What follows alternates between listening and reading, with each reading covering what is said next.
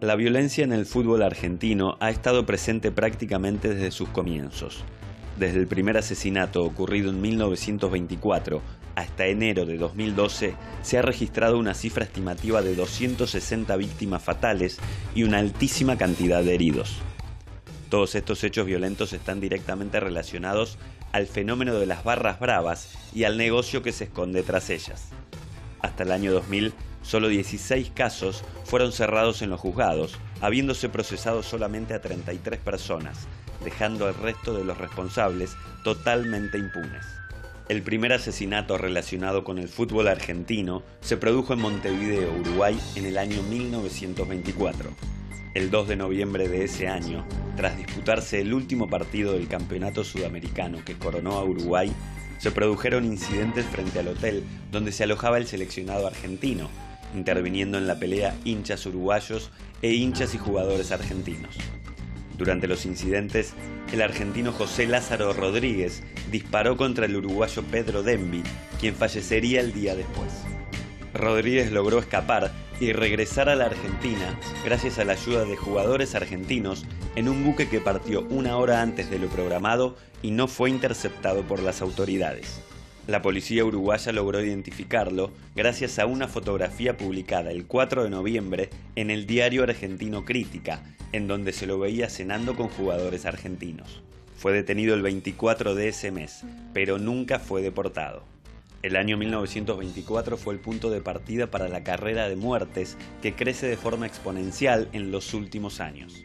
Si bien en el año 1944 se registraron 9 muertes causadas por una excesiva represión policial en el clásico River Plate San Lorenzo, el fenómeno de la violencia en el fútbol argentino comienza a sufrir una importante transformación hacia finales de la década del 50.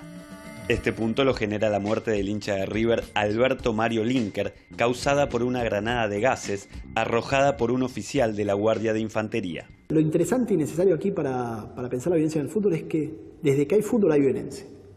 Entonces, sería un error pensar que la violencia en el fútbol es un fenómeno actual, contemporáneo, que antes existía un mundo idílico, romántico, de que no había violencia y que la violencia en el fútbol es algo nuevo. Siempre, o desde el momento en que el fútbol se popularizó, hay violencia en el fútbol, hay episodios de violencia, episodios de linchamiento para con jugadores, de linchamiento para con referís. Entonces, la violencia siempre existió en el mundo del fútbol.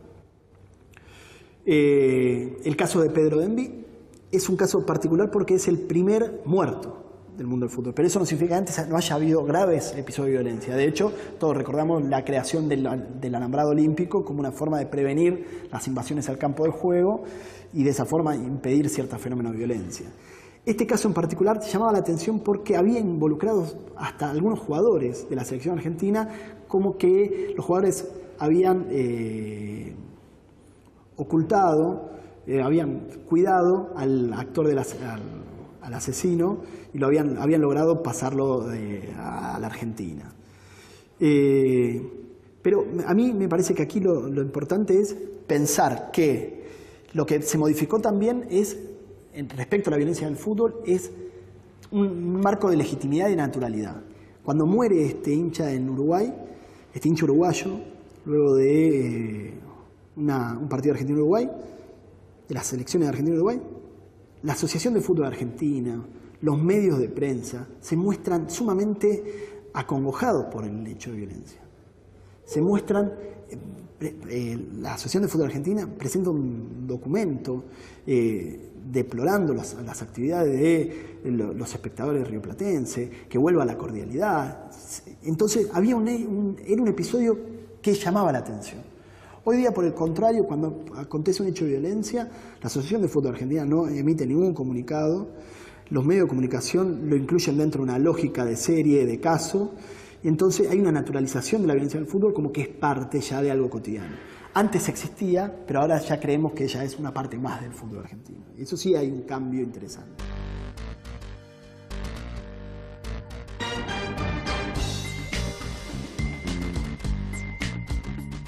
En la misma línea, el investigador y periodista argentino Amílcar Romero señala la muerte de Héctor Souto en el año 1967 como el momento en que la violencia y el fenómeno de las barras bravas cambia cualitativamente y de forma radical. Debemos mencionar no solo el aumento en cantidad de muertes, sino la diversificación de las causas. Debido a esto, la sociedad comienza a tomar conocimiento de la existencia de grupos organizados. A las hinchadas organizadas en el fútbol argentino se las llama barra bravas. Esto significa una delimitación de un grupo de espectadores del mundo del fútbol respecto a todo el resto de espectadores del mundo del fútbol. Este grupo de espectadores tiene una particularidad, que es autodefinirse como miembro de ese grupo y a partir de eso conseguir hacerse de recursos. El término barra brava se va modificando a partir de su creación. A partir del caso Souto se empieza a hacer popular, ¿no? Pero se hace verdaderamente popular a partir de la década del 80. Antes de la década del 80, las barra bravas no tenían la sistematización que tienen actualmente. No existía entre las barra bravas el grado de organización que tienen actualmente. Si bien la cuestión piramidal, que es la forma de organización de las hinchadas, ya existía, el vínculo de las barra bravas con los dirigentes y con los clubes empieza, con los dirigentes políticos y con los dirigentes de los clubes, empieza a ser cada vez más fuerte a partir de fines de la década del 70 y sobre todo a partir del 83, en el regreso a la democracia. Estallando el fenómeno de la violencia del fútbol y de la violencia del fútbol, de la violencia de las barra bravas en la década del 90.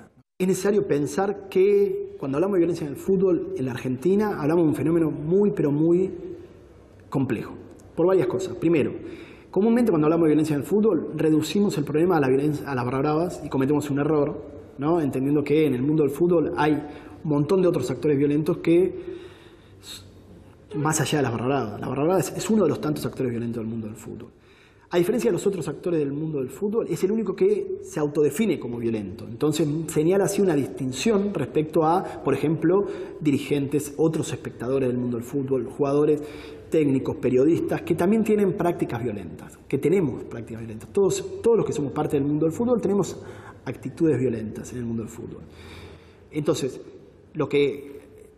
cuando hablamos de violencia en el fútbol, lo que primero tenemos que hacer es dar cuenta de que si solamente enfocamos la violencia del fútbol en el fenómeno barra brava, nos estamos olvidando de la complejidad del fenómeno. El término barra brava se emplea para designar a aquellos grupos organizados y con diferentes grados de profesionalización dentro de la hinchada de un club. Ellos cumplen varias funciones institucionales, prefijadas y organizadas, como por ejemplo el control del trabajo de entrenamiento en los centros polideportivos, la intervención en las vidas privadas de los jugadores, muchas veces presionándolos con fuertes amenazas, generar incidentes violentos dentro y fuera del estadio, utilización de armas de fuego y también armas blancas, despliegue pirotécnico y cánticos empleados durante el desarrollo de los partidos. Las barras bravas se identifican con el uso de banderas con los colores del club, o trapos como le dicen ellos, y algunos instrumentos musicales, particularmente los bombos, objetos todos considerados sagrados. Las barras también se caracterizan por ubicarse en las tribunas populares, aquellas que frecuentemente carecen de asientos y donde los espectadores deben ver el partido de pie, agitando sus banderas, haciendo sonar los bombos junto con el canto para hinchar por su equipo y en oposición al contrario. ¿Viste cómo es? Pero, escúchame, no, los trapos es lo que más se cuidan. Ahora vienen los pibes, ya enseguida van a caer. Hay pibes que se defienden con la vida. Los trapos que no, loco. En ese sentido, los trapos es una cosa muy sagrada, no se tocan. Que te choreen una bandera es lo peor que hay. Ojo, no te lo digo yo por ser hincha de Tigre. La mayoría de las hinchadas del país, todas, mayormente, lo peor que te puede llegar a pasar es que te choreen un trapo. Lo peor. Más siendo un trapo referente de la barra o de un barrio que va siempre a todas las canchas, es lo peor que te puede pasar. Han pasado casos que, un ejemplo, Independiente va y le chorea los trapos a los de Racing en la semana porque sabían dónde estaba el aguante de los trapos. Fueron, le chorearon todos los trapos. ¿Qué hicieron los otros? Fueron y secuestraron a mi hijo, por decirlo, toco madera que nunca me pasa. Hasta esos límites llega, ¿entendés? ¿Qué hicieron los otros? Che, loco, sacaron a mi hijo, vamos a devolverle los trapos, dame a mi hijo. ¿Entendés? El intercambio se considera prácticamente para mí, a mi forma de ver, un bolso de bandera es igual a la vida de una persona. Esa es la importancia que uno tiene, el hincha argentino, no pienso yo de la misma, me parece que mayormente el hincha argentino piensa así. Una bolsa de bandera vale la vida de tu hijo, loco. Hoy un día sábado, son las 3, 4 de la tarde, el partido empieza a las 8:10. 2 horas antes empieza a caer malón todo junto, movimiento de gente, con su bandera, la gente en familia, vecino, amigo, hermano, pariente. Yo a veces no me canso de recalcar el hecho de que no porque sea hincha de Tigre, acá más de que una barra es más medio muy familiero la onda. Más allá de que los problemas que hay como en todo el fútbol argentino, si se tiene que armar, viste cómo es, nadie ha caído del catre. Pero la onda que hay acá en lo que es el Club Tigre, sinceramente yo me inflo el pecho hablando de cómo uno respeta a la familia, a la mujer, a la novia del vago, a los hijos, a la madre, al padre, al veterano, al vitalicio. Esa es una cosa extra, un condimento extra hacia mí, que yo siempre lo relato porque yo me siento re orgulloso de que la gente venga sin familia. Más allá, te vuelvo a repetir, de que Tigre ahora está en descenso directo, la gente acompaña masivamente y eso es bueno, no solo para nosotros, que somos los referentes que damos la cara, sino al club mismo, y a que eso genere que el padre que trae a su hijo desde los 3, 4 años, por decirlo de esa manera, que el día cuando tenga 15 años va a estar presente acá en la cancha igual. Es como que ir renovando gente, como que los chicos crecen y así tiene que ser. Lo inculcamos mucho acá, no permitimos la tranza. ¿Entendés? Acá cuando se mete la merca, el faso, el paco, lo que fuera en la tribuna, más haciendo kiosquito, yo te puedo asegurar que le recortamos el cogote. Eso a vos no te gusta.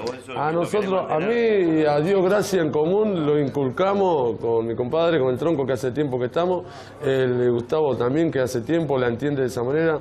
Hay Marcelo y Gallego, otros 2 muchachos que van a venir más tarde con el tema de los trapos. También son pibes sanos, buenos. No te voy a decir que son todos angelitos. Vos te podés fumar tu porro, te podés tomar tu pase, te podés tomar tu vino, pero de acá vender merca en lo que es la tribuna, en la cancha, te corto el cogote, te lo corta. Esa es la división y la caja chica, por decirlo de una manera, de todas las barras. Que hay gente que lo permite y hay gente que no. Nosotros tenemos la postura de no inculcar esa movida, ¿entendés? ¿Y la gente lo entiende en la tribuna? La gente lo entiende, a Dios gracias. Hay gente que viene con su familia, con sus hijos, y como todo, vienen se prenden su porro, se toman su pase, con respeto. De ahí a que te ponga a vender, te mato. Los tranzas, uno tampoco ha caído al catre, sabe quiénes son. Che, loco, te llevo a vender, te corto el cogote.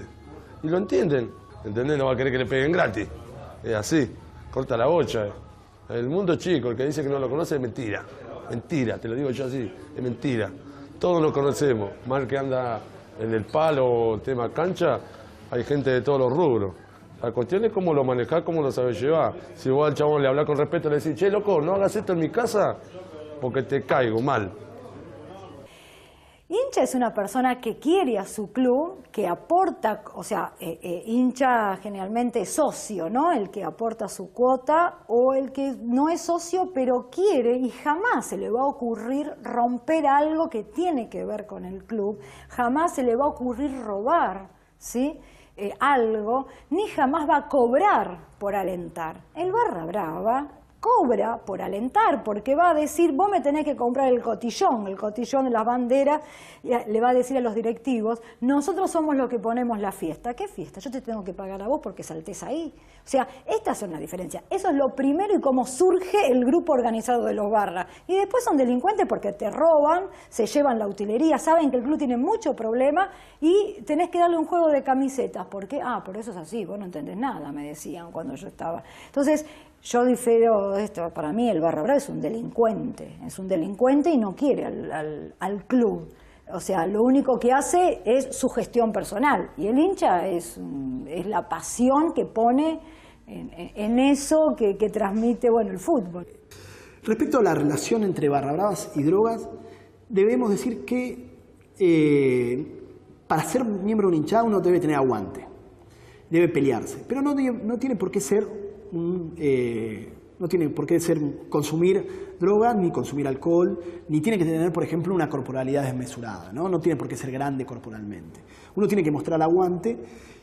El resto de las particularidades que muchas veces están asociadas a la idea del aguante, como es el abuso en el alcohol, el abuso en las drogas, no están siempre, no aparecen siempre en todos los actores. Por ejemplo, podemos encontrar dentro de una barra brava muchísimos hinchas que no se drogan, muchísimos hinchas que no beben y muchísimos hinchas cuyas corporalidades son pequeñas.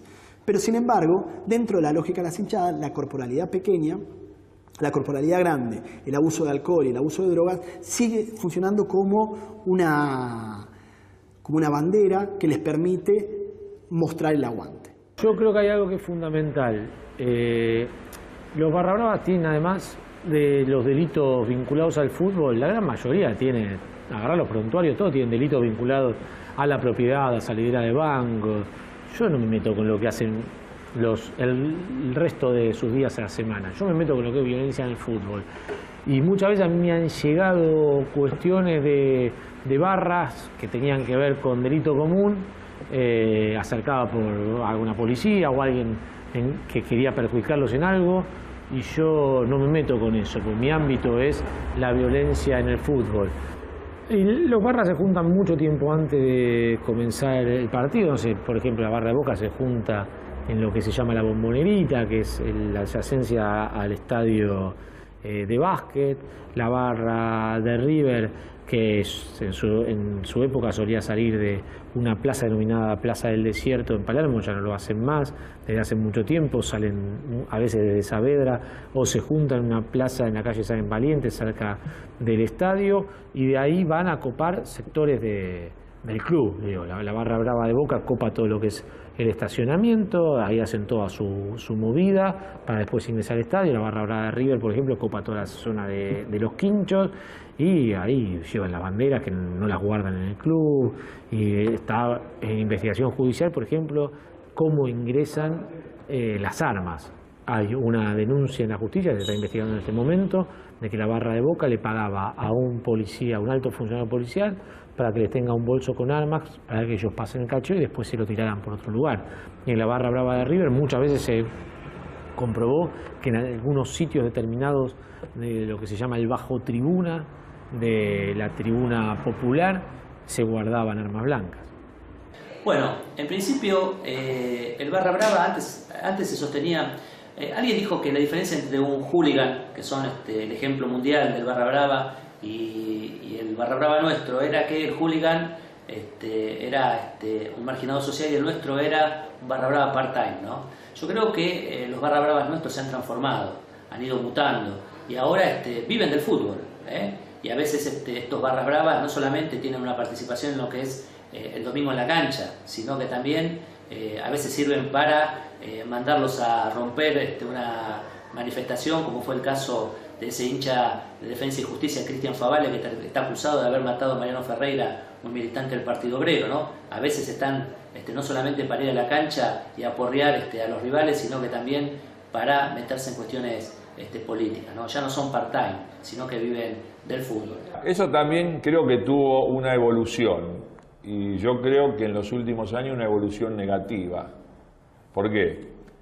Porque, por ejemplo, en el año 70 siempre había un jefe de hinchada, un jefe de barras, pero en ese momento era la persona que lideraba, digamos, el grupo, y era el primero que salía quizá a defender a todo el público que representaba a Platense en ese momento, fuera una cancha. Y creo que las agresiones mayores que se podían llegar a dar eran cadenazos, pero era un enfrentamiento cara a cara, a golpe de puño, o sea, no existía ni arma blanca, ni revólver, ni pistola, ni nada por eso. O sea, la policía, o sea, no había división, no había pulmones, o sea, era toda una etapa totalmente diferente. Es entonces, a partir de la década del 60, que la violencia pasa de ser espontánea a ser violencia institucionalizada. De este modo, cada club comenzó a tener su propia barra brava, y esas barras bravas pasaron a ser financiadas directamente por los propios dirigentes de cada institución. Yo lo tengo acá, es un bar, no mi negocio. Al mismo tiempo es una filial, tengo más de 1000 socios. Y con los dirigentes del club, más que agradecimiento, porque prácticamente son vecinos, son de la zona y sabemos lo que laburan, lo que hacen. Yo cuando empecé a venir a la cancha, en el micro, me acuerdo que ascendió Defensa y Justicia, cortamos un colectivo 371 y fuimos 15 a la cancha. 15 personas fuimos a ver Tigre. Tigre estaba por descender a la C y yo arranqué ahí a venir a la cancha. Y ahora Tigre está en primera, segunda en el campeonato y en ceso directo. Y los dirigentes, a lo que no teníamos y a lo que tenemos ahora, con la cantidad de deuda, pedido de quiebra y bueno, ni hablar los juicios de jugadores que se hacían los hinchas fatales, que cada juicio lo comimos. Y en este interín de 3 años, el mayor de los juicios que pagaron fue con... ¿Cómo se llama esto? Agua Argentina fue el que lo hacía, el de Banco Provincia. Lo pedía quiebra, ¡tum! Y ahora se cerró, no se debe nada, no hay pedido de quiebra. Tigre tiene en la tesorería un par de billetes, tenemos un predio en donde están haciendo los comedores, los vestuarios, y en el mismo lugar estaban alquilando una pensión para pibes que le dieron de baja y están haciendo la pensión en el predio. Así que mal o bien, poco o mucho, ya Tigre tiene un par de tierras, 4 canchas, papi fútbol, vestuario local visitante, un lugar re lindo, rodeado de country, el camino de los remeros ahí en Tigre, un lugar re cheto, va a estar re piola. Y con la gente de la dirigencia, más que agradecimiento, porque son pibes, hay mucha gente joven, hay mucha gente grande también que le metió el corazón y el bolsillo, metió la mano en el bolsillo muchas veces para las semillas, para comprar los foquitos, para el cerrajero que venga a arreglar una cerradura, gente común y corriente que no te digo que le sobra la plata, pero es laburante y labura para el club y te digo es para sacarse el sombrero. Yo me considero prácticamente partícipe de la dirigencia, porque sé mi lugar, mi posición, y yo lo que puedo generar, lo único es tranquilidad y seguridad. Y eso la genero por el apoyo de ellos y de los pibes que están con nosotros. Los dirigentes necesitan a las hinchadas y las hinchadas necesitan a los dirigentes. Entonces se establece un vínculo de mutua necesidad. Un hincha, un dirigente entra al club y ya sabe dónde está la hinchada, sabe qué lugares tiene, cuáles son sus espacios, sabe lo que la hinchada le va a pedir, sabe lo que puede dar y lo que no. Entonces se encuentra con... son parte del mobiliario de las instituciones. En el mundo del fútbol argentino, la relación de las barras bravas con los dirigentes es un punto central para pensar las barras bravas. Y ese punto central es algo que no existe en el fútbol inglés, ¿no? Porque en el fútbol argentino los clubes son sociedades sin fines de lucro, en el fútbol inglés los clubes son sociedades anónimas. Entonces, el mundo social de las instituciones es completamente distinto. La relación que se establece entre un hooligan del Manchester United y el presidente del Manchester United es una relación imposible, porque el presidente del Manchester United es un empresario que no necesita tener ningún vínculo con un barra brava, con un hooligan. Por el contrario, el presidente Independiente, cuando llega a su oficina, estaba ahí abajo de su oficina, los barra bravas de Independiente, en la institución en la cual ellos son parte. Entonces, el mundo social es muy distinto. Las esferas de los clubes vinculadas todavía a los clubes argentinos, vinculados todavía a las sociedades sin fines de lucro, hacen que el mundo del fútbol sea, que las barra bravas tengan un lugar importante en ese mundo, distinto al mundo del hooliganismo. Eso no significa que el hooliganismo tiene otros condimentos, ¿no? No significa que no existan los hooligans, sí existen, siguen existiendo. Comúnmente, y eso es un dato muy interesante para discutir, últimamente se cree que el problema de la violencia en el fútbol en Inglaterra se ha solucionado, cosa que no es verdad. Si bien es cierto que se ha aplacado alguna forma de violencia, el problema de violencia en el fútbol nunca va a tener una solución total. Pero también es cierto que lo que lograron en el fútbol inglés, más que nada es desplazar la violencia del fútbol más que al mundo del estadio hacia los afueras, ¿no? Entonces se ve mucha violencia en el mundo del fútbol inglés en los pubs, en las calles y no en los estadios. Y eso ha sido sumamente efectivo para maximizar el espectáculo del fútbol inglés, ¿no? Ya no va a haber violencia dentro de un estadio. No significa que no haya violencia en el fútbol, pero no va a haber violencia dentro de un estadio. Y eso, el espectáculo, la dimensión económica del espectáculo se ve beneficiada con ese cambio. Hay dos lecturas posibles. En el caso de algunos dirigentes, por ejemplo, el caso de dirigentes de Independiente. El caso de dirigente Independiente no tiene ningún apoyo del Estado. yo lo sé perfectamente, no tiene apoyo ni de la policía de Avellaneda, no tiene apoyo ni del Comité Provincial de Seguridad Deportiva, que es el que procede, y no tiene apoyo político para llevar adelante la pelea. A él no lo va a decir porque sabe que si dice esto lo linchan, pero es cierto esto. No tiene ningún apoyo, es más, a él le dijo que tenía que pactar con la barra. Entonces, si no tiene apoyo político, llega un momento en que dice, bueno, está bien, veremos cuál es el mal menor. Más allá de que yo creo que está trabajando activamente para reducir la zona de influencia que tenía la barra Independiente, que dominaba todo lo que era el club antes. Ahora, por lo menos, están bastante más acotados el poder que tiene. Y después tiene dirigencia, no sé, como la de San Lorenzo actual, que lo fomenta a los barras. No solo, digo, conviven con ellos porque no queda otra, sino que los fomentan, los utilizan como fuerza de choque para amedrentar opositores en las asambleas, para ir a apretar a jugadores porque quieren cobrar su sueldo o porque quieren una mejora en el contrato. Digo, eso sucede a diario en los clubes argentinos. Hay dirigencias que te dicen, bueno, esto es lo que hay y arreglo porque es el mal menor. Y hay otra dirigencia que usan a los barra bravas a su favor. La dirigencia de River la usa a su favor, la dirigencia de Boca la usa a su favor, la dirigencia de San Lorenzo la usa a su favor, la dirigencia de Racing la usa a su favor. Hay un montón de ejemplos de ese tipo. Y que si los organismos de seguridad son los que tienen que trabajar en prevención y llevar adelante y colaborar con estas investigaciones y no exponernos en los careos a los ciudadanos comunes que estamos sufriendo esto. Ahora tengo otro juicio oral por una denuncia de ese momento, por una emboscada de la barra de All Boys a micros de Atlanta, que o casualidad o no se confundieron y en vez de ser los micros de la barra brava de Atlanta eran los micros de gente, de los socios comunes, había mujeres, chicos, gente mayor, y bueno, hubo hospitalizados, un hombre, bueno, ahora llega a juicio oral y otra vez va a pasar lo mismo, porque los que llegan a juicio oral son dos barras, nada más, de 100 personas que estuvieron tirando piedra, bomba molotov, el micro debería haber estado acompañado por la policía y no estaba, las denuncias que yo hice a la policía por abandono de persona, porque dejaron, un patrullero dejó en la puerta de la casa a un chico sangrando. No puede, tiene que llevarlo a un hospital si está herido. Bueno, son todas situaciones que fui aprendiendo al lado de Vergés muchísimo estos 5 años, y entonces, bueno, uno está más preparado para hablar en el juicio, pero más allá de eso, no creemos que la justicia argentina todavía esté a la altura, no por falta de capacidad, es falta de voluntad y de responsabilidad de profundizar en estas cuestiones de violencia en el fútbol.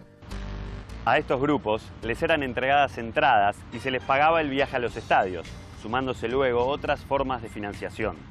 Pero el acceso a estos beneficios por parte del barra brava dependía de la jerarquía que tenía dentro de la propia barra. Y para obtener ese prestigio se debía ser violento. Y cuanto más violento, más beneficios obtenían. Yo no existo sin los pibes que están al lado mío y nosotros juntos así, y faltan otros 2 muchachos más, no existimos sin la colaboración de todos los pibes de los barrios. Porque acá hay muchos barrios, ¿viste? Cada uno tiene su referente y bueno, ese se hace cargo de su gente y siempre tiene voz y voto. Yo siempre le digo, yo no soy nadie sin el apoyo de los muchachos. Acá nadie más que nadie. Siempre tiene que haber, no una primera línea, segunda línea, como se dice en otros lados, que las puede haber y se manejan de su forma. Acá no hay escalón de quién se la aguanta más, quién menos. A la hora de alentar, apoyar o del barullo, los pibes siempre están, y más allá que puede haber refriegues o piña entre nosotros por cualquier cuestión que los pasa en todos lados, más de eso no pasa. Son cosas que uno va agregando en la vida después de tantos años. Y vos me decís, pero ¿cómo hace? Hay muchos pibes que quieren llegar a tu lugar. Sí, pero los tiempos cambian, ¿entendés? Y vos te tenés que adecuar a cómo está hoy en sí el tema de seguridad, la cantidad de leyes nuevas que hay. Yo ponele en los años 80, 90 que arranqué, era ahí con la faca y vos podías tirar un tiro, tranquilamente tiraba tiro. Ahí, la cantidad de muertos que hubo en esa época. Vos tenés ahora más cabida a caer en cana por hacerte el loco tira-tiro que a hacer los deberes. Y después la cuarta pata de la mesa somos nosotros, porque somos los caras visibles y hacemos evidente que nosotros el problema no lo queremos con la policía. Porque la realidad es que según los operativos o la negligencia de muchos policías que se creen que están en la época de la dictadura, te vienen con de pata ancha de mala manera, a hablarte, a echarte, a molestar a la gente, sabiendo que los chabones están de paso, porque la realidad es esa. Están 3, 4 años, 5 como mucho, y después lo vuelan. Y nosotros seguimos estando acá. Y yo te vuelvo a repetir, así como cuido mi casa al no permitir que entre la merca, el faso, por decirlo de una manera, a que me den un kiosquito en la tribuna, tampoco yo voy a permitir que un policía, por más que sea nuevo, venga y se ponga en dictador conmigo, maltrate a la gente, los requise mal a los pibes, no me deje entrar una bandera, no me deje entrar un bombo, que se me quieran colar arriba a la tribuna. Pero estoy en la tribuna están mis hijos, mi familia, está mi novia, así familiar como cualquiera. Y malos pibes, no daba. ¿Sabes lo que hice? Tomar los bombos, nos vemos. Después de la semana, che, loco, ¿sabes lo que hice? Lo volteé, ¿sabes cómo lo volteé? Le agarré, iluminé la noche. Un tigre jugó a la noche un partido y era prohibido meter bengala. ¿Sabés la cantidad de bengala que le metí? Al chabón le hicieron un informe y lo volaron. Veniste a hacerte el pata ancha acá. Lo fueron al Gil. Un informe, le llené de pirotecnia. Que si llega a ver esto, ¿sabes cómo debe estar riendo la oreja? Los miembros de las hinchadas en ese contexto se peleaban para demostrar cuán hombre eran, ¿no? Era una cuestión de mostrar masculinidad a través de la violencia. Entendiendo aparte varias cosas que para mí eran interesantes en ese punto, en términos ya de definiciones teóricas, que era, por ejemplo, comúnmente cuando se habla de masculinidad o se habla de género, se habla de una relación intragénero, hombre-mujer, mujer-hombre, ¿no? Y en este caso había una relación hombre-hombre. La definición de la masculinidad pasaba siempre por distinguirse de otro tipo de hombre, en este caso los hombres que no se peleaban, ¿no? Y eso parecía un dato sumamente interesante. Y aparte, por otro lado, marcaba también una diferencia respecto a la masculinidad. En ese contexto es algo que se tiene que probar, y se prueba peleándose. Uno no puede decir soy hombre y no pelearse, sino queda en un plano del discurso que no está directamente vinculado a las prácticas, que los hinchas llaman chamullo, ¿no? Aquel que miente, que dice que se la aguanta, que dice que es un verdadero hombre, pero que no tiene las prácticas aguantadoras. Entonces, nos pareció ya a partir de ese momento dar cuenta de unas identidades que son inminentemente prácticas. Los miembros de las hinchadas definen sus formas de ser, pero tienen que mostrarlas, testificarlas con prácticas, con acciones. No pueden mencionar o dar discursos sobre sus identidades sin tener prácticas que las avalen. Es necesario aquí pensar un punto sumamente central para entender la violencia en el fútbol, que es las barrabravas tienen una legitimidad en el mundo del fútbol. Entonces hay un montón de jóvenes que desean ser parte de esos grupos. Un montón de jóvenes que desean ser parte de las hinchadas, que son simpatizantes del club y que admiran a sus hinchadas. Siempre un hincha me comentaba, un miembro de la hinchada me comentaba que él de joven pasaba por el lugar donde se reunía la barra brava y los miraba con admiración y decía, cuando sea grande yo quiero ser como ellos. Entonces, hay una admiración para con las hinchadas, con lo que representan las hinchadas, las barra bravas, ¿no? Con lo que representan las barra bravas, y hay muchos jóvenes que quieren ser parte de la hinchada. Hay un deseo de ser parte de la hinchada. Hay un deseo de ser parte de la hinchada en dos dimensiones distintas. Una tiene que ver con una dimensión material. Ser parte de la hinchada es una posibilidad real de hacerse de recursos materiales, ¿no? Ser parte de la hinchada te provee trabajo, te provee dinero. Hay un montón de recursos materiales por ser parte de la hinchada, pero también una cuestión moral. Y esa dimensión moral de ser parte de la hinchada muchas veces se invisibiliza, pero es sumamente importante. Ser parte de la hinchada es hacerse de un prestigio, hacerse un respeto dentro de un mundo social determinado, que supera ampliamente el mundo de las hinchadas. Porque dentro del mundo de las hinchadas, aquel que es parte de la hinchada y es reconocido dentro de la lógica de la hinchada, que la lógica que domina la lógica de la hinchada, la lógica del aguante, dentro de esa lógica, aquel que puede probar su aguante es reconocido por sus pares. Pero ese reconocimiento supera ampliamente el mundo del fútbol. ¿Por qué? Porque más allá del mundo del fútbol, estas personas, ese prestigio también vale más allá del mundo de las hinchadas. Un hincha de Huracán, con el cual hice una parte del trabajo, me comentaba que él, gracias a ser reconocido como aguantador, había podido conquistar a su novia. Porque había un prestigio, había una especie de honor dando vuelta por las relaciones barriales que decían que esa persona era un tipo macho, tenía una masculinidad exuberante. Entonces esa exuberancia masculina permitía acceder a ciertos favores femeninos. En el fútbol es la relación que existe entre las barra bravas y las policías. En tanto es una relación que siempre es tabú. ¿Por qué? Porque las barra bravas no quieren mostrar que tienen vínculos con las policías. Sin embargo, todas las barra bravas tienen vínculos con las policías porque negocian también con las policías ciertas posibilidades, que les dejan hacer ciertas cosas, que les permiten ingresar ciertas banderas, que les permiten ingresar ciertas drogas. Entonces, hay una negociación con las barra bravas, entre las barra bravas y los policías, en función de hacer previsible un escenario en el cual las barra bravas van a moverse.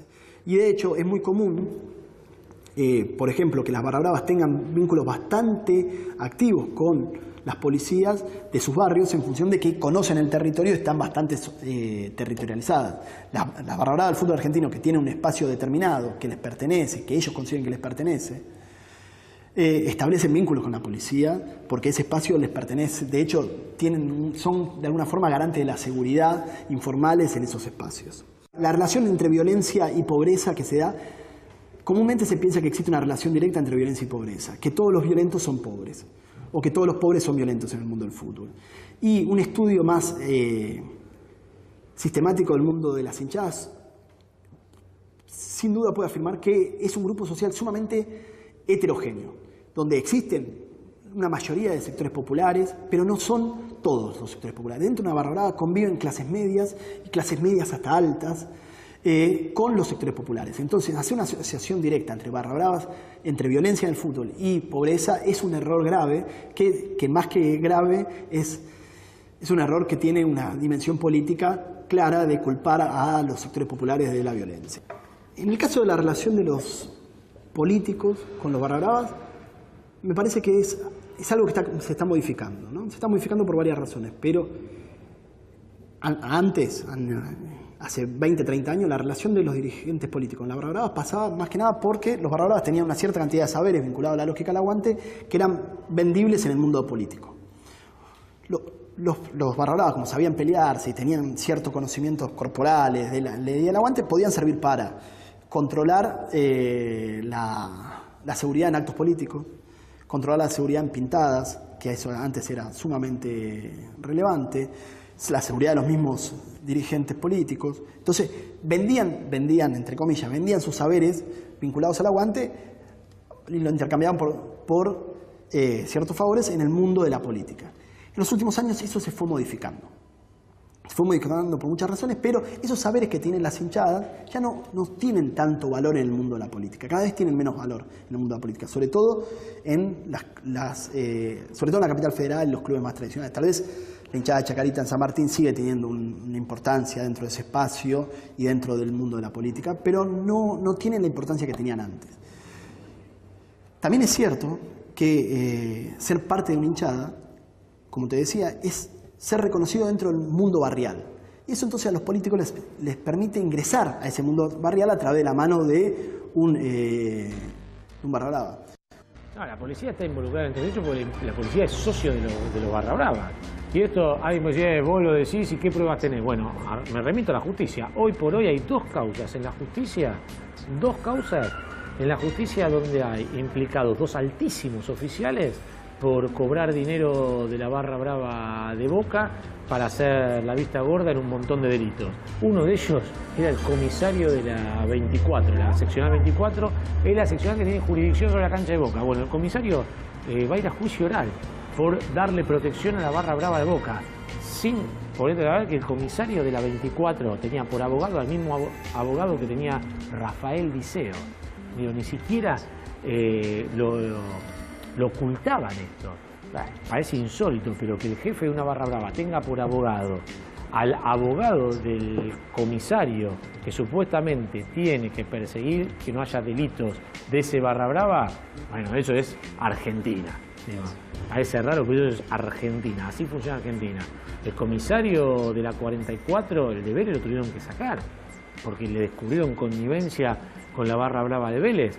El comisario de la 51 voló por connivencia de la barra brava de River y hay una causa judicial en estos momentos en trámite, sobre todo de los últimos incidentes en River, donde en los videos se ve perfectamente como un altísimo oficial de la 51 está liberando la zona para que la barra brava de River pueda ir a amenazar al árbitro Pesota en el partido en el cual finalmente River termina descendiendo. Están los videos y ese alto oficial está imputado en la causa. Y así hay un montón de causas judiciales donde vos ves policías tras policías que están todo el tiempo dándole cobertura a los barrabravas. Los barrabravas no tienen ideología, digamos, porque no es que los barrabravas son peronistas, son radicales o son kirchneristas. Los barrabravas, la única ideología que tienen es la ideología del poder. Ellos están con el que tiene el poder, porque es el que le va a dar la cobertura a la hora de sacarlos de la comisaría o a la hora de palanquear las causas judiciales para que no lleguen al extremo de juicio oral y a penas de cárcel. Ahora, yo nunca he visto como lo que se vio acá en la Argentina en el año 2010, que directamente desde el poder político se forme una organización que es una ONG llamada Hinchadas Unidas Argentinas, que agrupa a todos los barra brava para utilizarlos en la calle, meter gente en los actos y llevarlos como hasta fiscales de las elecciones a cambio de pagarles el pasaje mundial. Esto es, digamos, no es que yo nunca lo he visto, lo que han hecho fue blanquearlo de una manera brutal. Yo recuerdo cuando fue el Mundial 86, la situación fue exactamente igual. En aquel momento el gobierno radical bancó el viaje de la barra brava de Boca a México, el regreso de la barra brava de Boca para ver partidos de Boca que estaba jugando la final de una liguilla contra mí, y otra vez volvieron a viajar a México para seguir a la selección argentina. Y todo eso fue pagado por el gobierno en aquel momento. Pero no lo hicieron tan descaradamente. De hecho, el gobierno mentía diciendo tenemos que investigar esto, cómo puede ser acá, quién habrá aportado esta plata. Bueno, en el caso del Mundial 2010, digamos, ni siquiera hubo que investigarlo. Salió Marcelo Mayo, que es un funcionario altísimo de la organización kirchnerista, a decir, lo puse yo y qué. Digamos, esta cosa de haber blanqueado la relación es rara, pero bueno, puso en blanco sobre negro lo que generalmente uno contaba todo el tiempo, la relación entre el poder, que son los partidos políticos, y los barra bravas. Y después en el ámbito sindical, todos los últimos muertos que tiene la violencia política en la Argentina, todos tienen un barra brava acusado de haber jalado el gatillo. No, yo con los barra bravas no... Amenazas por teléfono, no es que uno no las considera, digo, pero y por mail y por teléfono, digo, son amenazas. Ahora sí hay algunas canchas de las cuales a mí me resulta complicado ir, eso es obvio, pero después con los barras no con los capos de la barra, digamos. La primera línea de la barra, uno puede tener una relación distante o una relación de tensión, pero no son tan tarados como para tratar de agredirlo a uno, porque saben que eso los llevaría inmediatamente a un terreno judicial muy complicado. Con la policía es más difícil, porque yo siempre cuento lo mismo, digo, los barras no saben todos los movimientos de uno. Ahora, cuando yo hice una investigación y descubrí quiénes eran los dos policías que liberaban la zona para la barra brava de River y cuánto se llevaban por el negocio, y lo publiqué en Olé, a partir de ahí yo tuve amenazas en donde me llamaban por teléfono y me decían, acabas de dejar a tus hijos en el colegio tal, a tal hora, y era efectivamente lo que yo había hecho. Para nosotros es haciendo un blanqueo de la situación. Mientras los dirigentes del fútbol, te lo digo con toda sinceridad, para mí los dirigentes del fútbol son los financistas de la barra, los que se reúnen en la casa mayor del fútbol, en las reuniones del comité ejecutivo de la AFA. Esos son los que liberan las cajas de los clubes que están quebrados, concursados, que deben cientos de miles de pesos y deben en dólares a los jugadores, que no le pagan a los técnicos que echan. Esos, para seguir en el cargo, para que no los chiflen en la cancha, le habilitan al barra lo poco que tienen en las cajas de los clubes. Y mientras no haya un blanqueo de pedir al Estado ayuda y que el Estado tenga la decisión política de brindarla, no vamos a tener solución. Vamos a estar nosotros, los que trabajamos en asociaciones civiles o en ONG, denunciando. Pero es una parte nomás. Se requiere de coraje de los dirigentes y de ayuda del Estado para poder terminar con los barras. Bueno, en el año 2005, el ministro del Interior de aquel momento, el senador actual Aníbal Fernández, me querelló por calumnias e injurias. Nosotros habíamos denunciado a la barra de River que trabajaba en el Ministerio del Interior. Había muchos de sus espadas principales trabajando en el Ministerio del Interior. Los había contratado el menemismo en la época de Carlos Corach. vino la alianza, les respetó los contratos, y cuando vino el gobierno kirchnerista también se lo respetó. Y en un reportaje que me hizo el periodista Nelson Castro le conté toda la historia y que el ministro sabía de esta situación. Me creyó por calumnias e injurias. Y realmente sí, fíjate lo que son las cosas, si esa denuncia que hicimos nosotros hubiese servido para algo, que la justicia lo hubiese tomado y hubiese metido cartas en el asunto, se hubiesen evitado algunas muertes. En el Registro Nacional de las Personas, en aquel momento, trabajaba Adrián Rousseau, quien después fue jefe de la barra brava de River junto con Alan Schenkler, en la última etapa de José María Aguilar. Ahí también estaba Martín Stambuli, que lo fue asesinado en diciembre pasado, ¿no? Estaba dentro de ese grupo que trabajaba en el Registro Nacional de las Personas. Hubo una batalla campal con otro grupo de barras de Nueva Chicago que trabajaban en el Registro Nacional de las Personas. Y son cosas que pasan y que parecería ser que el marco político no lo ve. Tenemos políticos que bancan barras bravas en casi todos los ministerios. Y este gobierno actual del matrimonio Kirchner, del expresidente y del actual presidente, no fue la excepción. En el año 2006-2007 comenzaron a aparecer las primeras banderas de apoyo a Néstor Kirchner. La barra de Nueva Chicago sacó un telón cuando estaba en primera con una leyenda que decía Néstor Kirchner 2007-2011, Alberto Fernández y Alberto Capaccioli, que después fue procesado por el manejo irregular de medicamentos, pero es otro tema. La Guardia Imperial, de la cual Néstor Kirchner era hincha, también llevaba una bandera que decía Kirchner 2007-2011.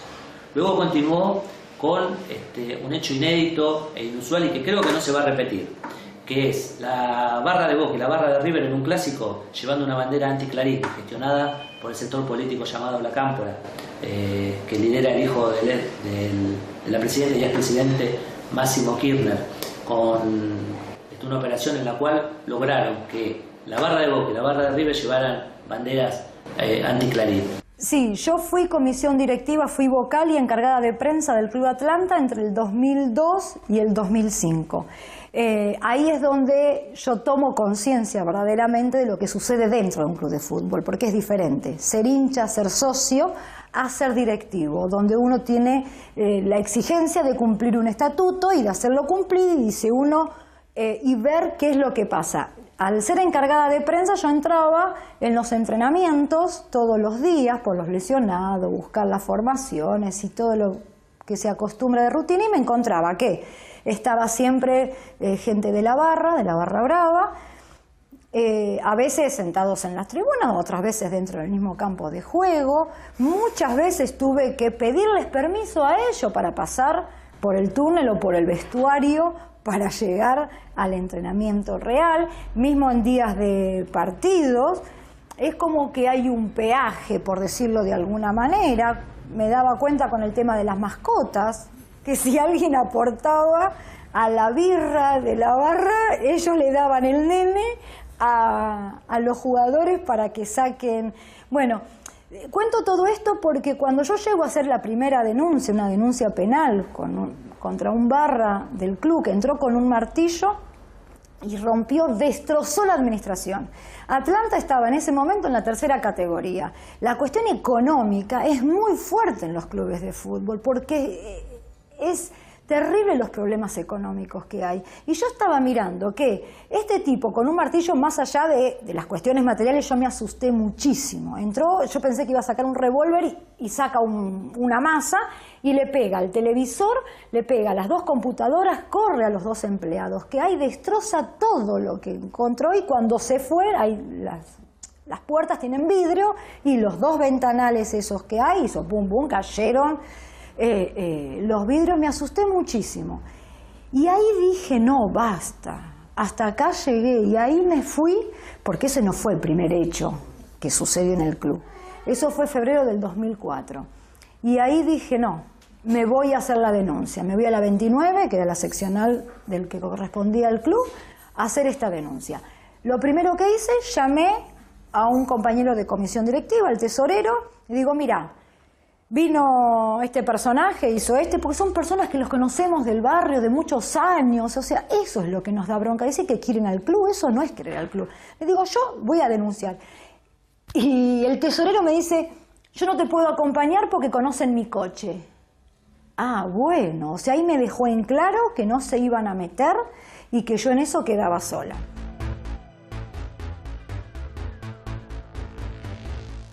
De esta forma, se da comienzo a la formación de las barras bravas actuales, tal y como las conocemos hoy en día, como también al negocio que se construye a su alrededor y del cual son parte. Desde el inicio de las barras bravas, existe lo que es llamado el aguante.